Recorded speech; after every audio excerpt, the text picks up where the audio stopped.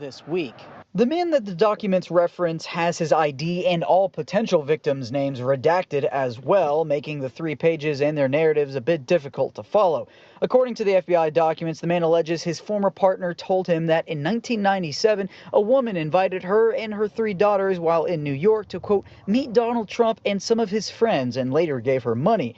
The document later takes a confusing shift, describing that a girl tells a former limousine driver for Trump that Donald J. Trump raped her along with Jeffrey Epstein, and that it happened after, quote, some girl with a funny name took me inside a fancy hotel or building. That's how it happened. One of the redacted names then told the person to go to police, and the tip alleges they eventually did, but was found dead in an apparent suicide in Kiefer, Oklahoma in January 2000. All right, guys, I'm going to take you down a complete rabbit hole here. There was an Epstein document released recently, which makes some allegations by a limousine driver, things he heard Trump say,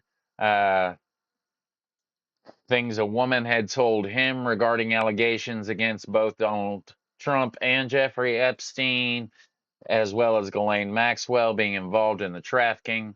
And I'm going to take you down that rabbit hole. The problem is, the file itself is heavily redacted and it makes it hard to follow. So what I did was I fed it into OpenAI and had it tag the redactions so we can identify who those characters are, subject A, subject B. And I'm going to tie all that together for you. There's a suicide mentioned in the FBI intake report, and I'm going to start there because I think that's what ties this all together. So I'm going to show you a news report from a local station in Kiefer, Oklahoma, where this alleged suicide occurred. All right? Follow along with this video, guys, and then I'll take you into the report itself. I found this mind-blowing, and the video matters. Follow along, guys.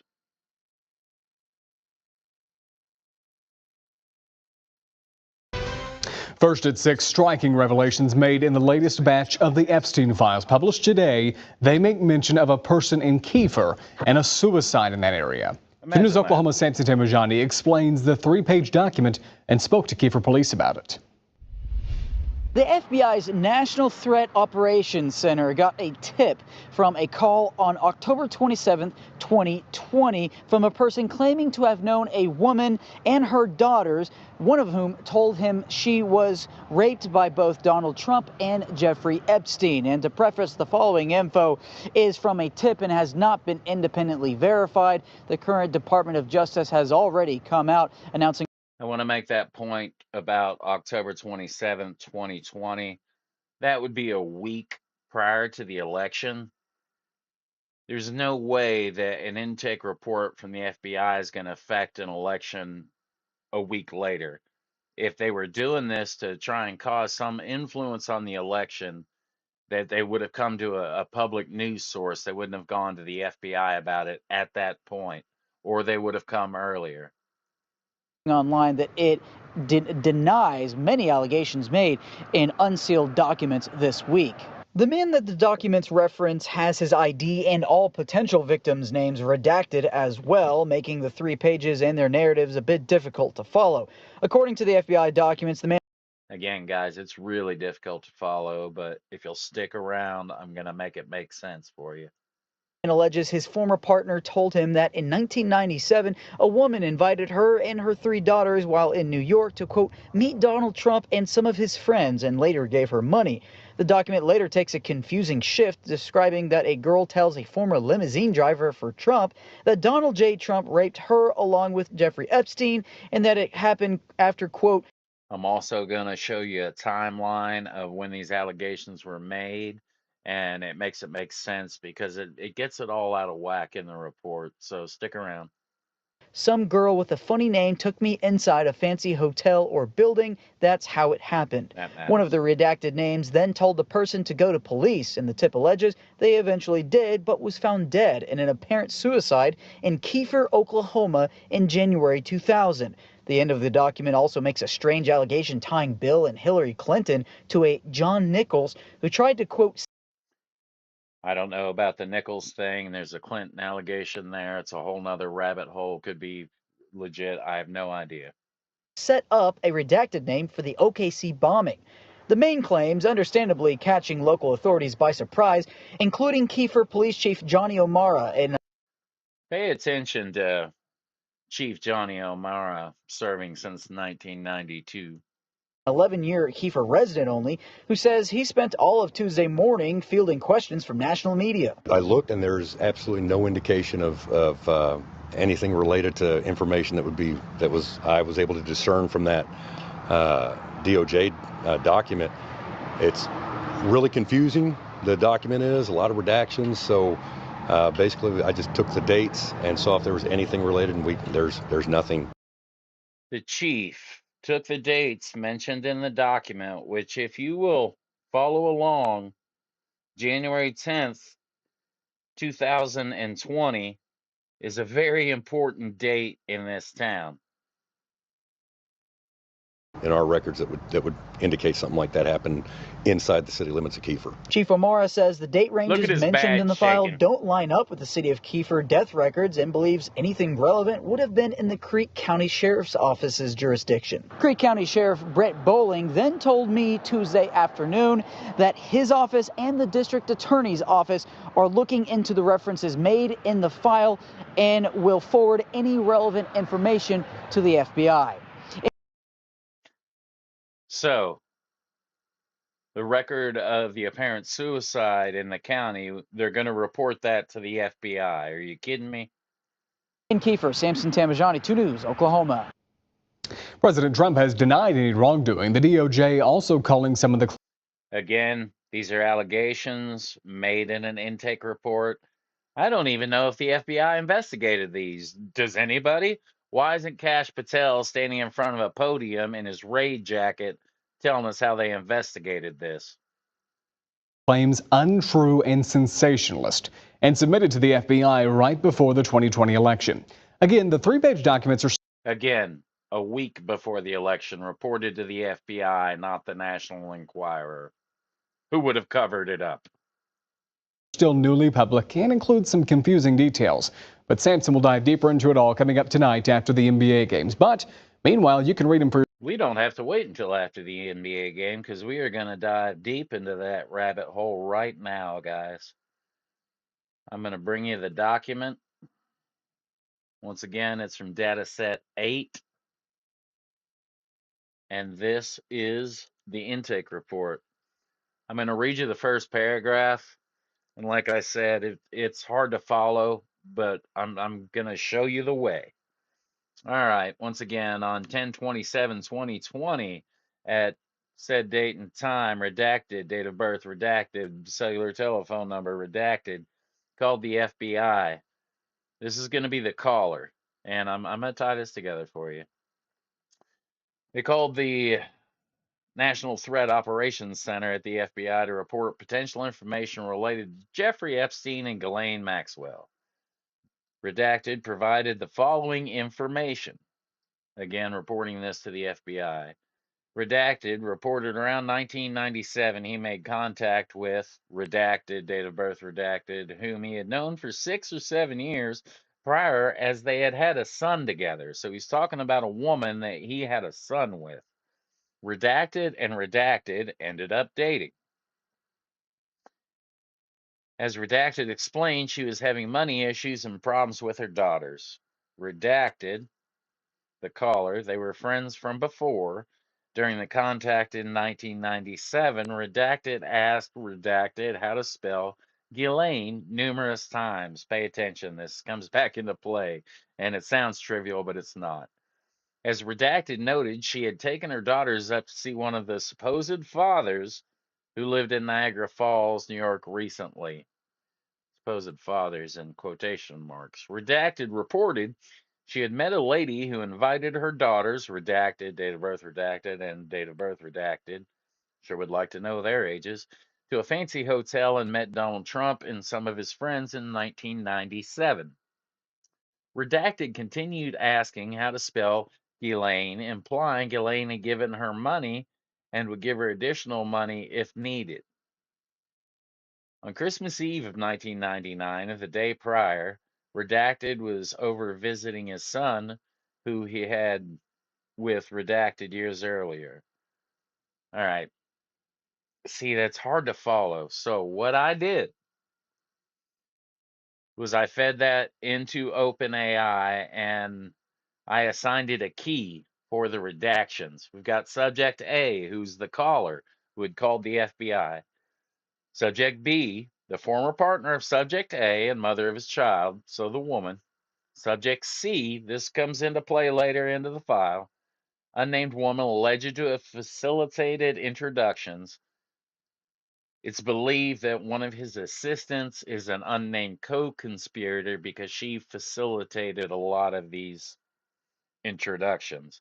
Subject D, fittingly, is Donald J. Trump, named public figure in report. Subject E, Jeffrey Epstein. Subject F, Ghislaine Maxwell. And subject G, kind of unrelated to what we're talking about. All right, I'm going to go back and forth and I'm going to break down the simple and then back it up with the actual report itself or the actual file itself. On October 27, 2020, subject A, the caller, contacted the FBI NTOC to provide information regarding subject E, Epstein, and subject F, Maxwell. Background relationship. Subject A stated he previously dated subject B and they shared a son. We covered that. Subject A reported subject B had financial difficulties and issues involving her daughters. Just background.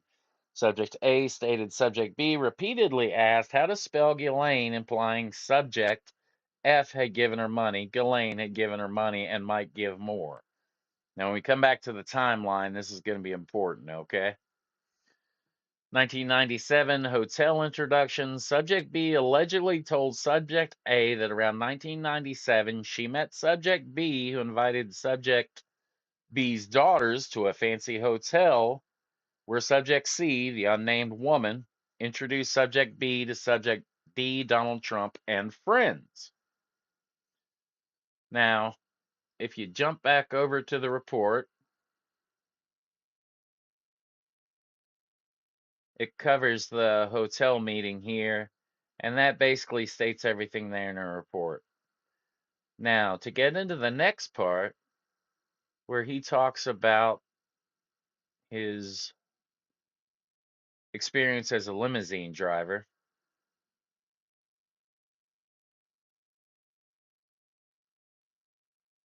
Oh, sorry. All right.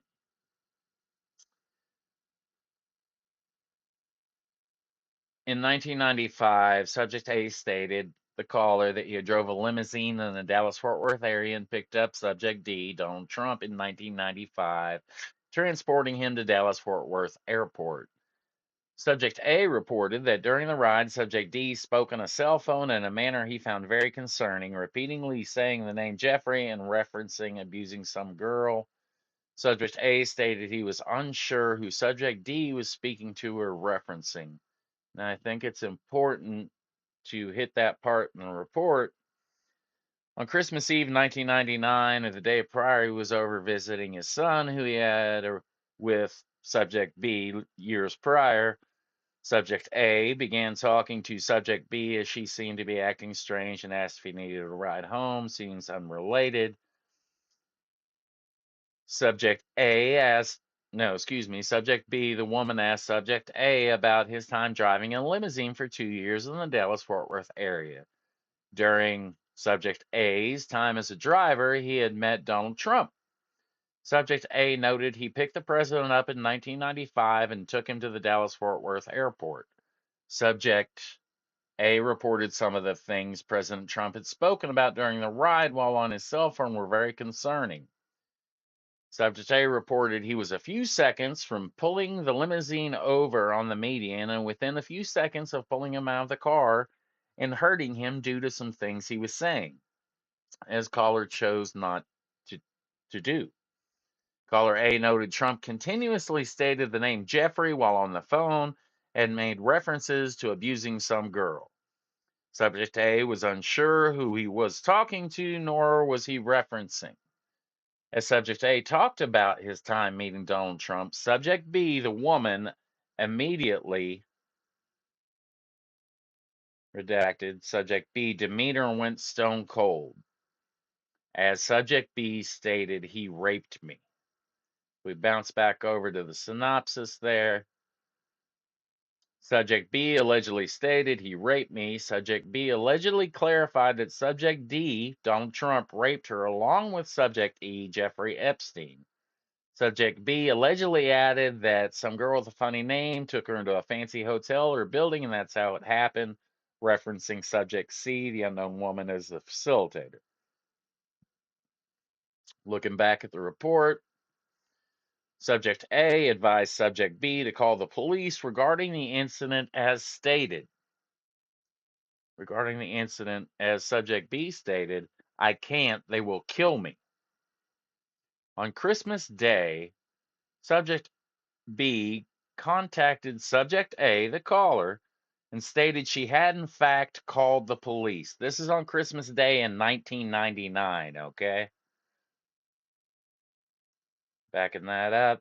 Christmas Day, 1999, Subject B allegedly told Subject A she had called the police about the incident. Subject A told Subject B she had done good. Subject A did not hear from Subject B, did not hear from redacted until January 1st, 2000. So, slight gap. Subject A, no, blank. We don't know who this person is.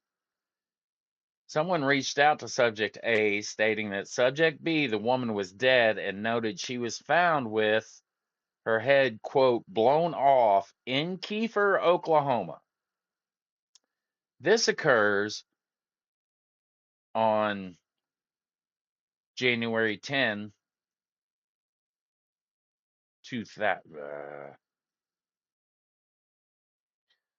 All right, guys, I want to take you back through the timeline of this really quick because there's a lot going on and it makes better sense when you break it down in a timeline. So, shrink myself down to Alice in Wonderland size.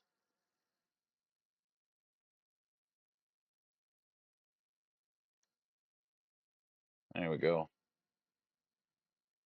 All right. It was on October 27, 2020, the FBI took the call that Subject A to give information. Now, the report gets all these out of whack, so I'm going to lay them out for you by the time they would have occurred as opposed to when they were reported to the FBI. 1995, caller's limo claim. Caller says he drove Trump to Dallas Fort Worth Airport in 1995. Caller says Trump said Jeffrey on the phone and referenced abusing some girl. 1997, caller recontacts Subject B, which is his child's mother. Subject B asks how to spell Ghislaine several times, apparently. Subject B says a lady, Subject C, the unknown lady, brought her daughters to a fancy hotel where they met Trump. There's also points in there about possibly Ghislaine giving her money. Christmas Eve, 1999. The caller visits his son, says Subject B acts strange. Subject B says, well, when he related the limo story to her, Subject B says he raped me and alleges Trump and Epstein raped her. Caller urges her to call police, and she says they will kill me. That's Christmas Eve, 1999. Christmas Day, 1999. Subject B says she called the police. No details provided. January 10th, 2000. Caller says he was told Subject B died in Kiefer, Oklahoma. Conflicting suicide statements. Said she was found with her head blown off. All right, guys. I researched death records in Kiefer, Oklahoma on that date, January 10th, 2000, and it would appear to be that the lady that died in that apparent suicide attempt, her name was Dusti Rhea Duke. She was 19 at the time of her death, so if I have the math right, she would have been 14 years old at the time of the alleged rape at the hotel. Now, strangely enough, I cannot find any information on this woman other than the record of her death as reported in a couple of local newspapers. There was a funeral on January 13th, 2004. I could tell you the pastor that gave the funeral service, but that is literally the only information I could find on this woman, and that it's odd. I can't find a high school graduation listing for her. I checked local schools in the area. That doesn't add up. She's like a ghost, other than her apparent suicide attempt. But I will bet every single one of you $1 that she is subject B. She was subject B. Now, there's a lot of speculation about the limo driver. There was a video that came out recently that was obvious AI. It didn't even have the facts right. That is not a video of the limo driver. The limo driver is unknown. Now, looming questions. Again, did the FBI investigate these leads? Did they follow up on any of this information? Is it in further reports? Are there further witness statements taken? If these allegations are legitimate, they directly tie a sitting president to sexual exploitation and trafficking, maybe involving minors. I want to know, where's the actual DOJ at? Instead of the one that's continuing to cover it up. We've only received 5 to 10% of the Epstein files, which they have violated the Epstein Transparency Act, but there's no penalty for that. So Bondi can continue to delay. Oh, they found another million documents recently. No, they admitted that they had another million documents. They've worked hard to keep the president's name out of this. He told Marjorie Taylor Greene that it will hurt his friends, which is why he doesn't want it released. I gotta believe it's deeper than that. So tell me what you think about all this. The allegations time out and they culminate in this suicide. That, guys, if that doesn't stink, if something's not rotten in Denmark with this, the whole date tied together with the suicide really makes me give credence to these allegations could possibly be true, but we don't know because they're just continuing to cover it up. Let me know what you think. I'm worn out on caffeine at some obscene hour of the morning. Happy New Year. What do you think? Could this be legitimate? Does the tying in of Dusti Rhea Duke's suicide and the date tie into this report that was made? Things that make you go, And that, guys, is as well as I can research it, and it's the truth as I know it. Let me know what you think. I'm kind of just mind blown. God bless you and God bless America.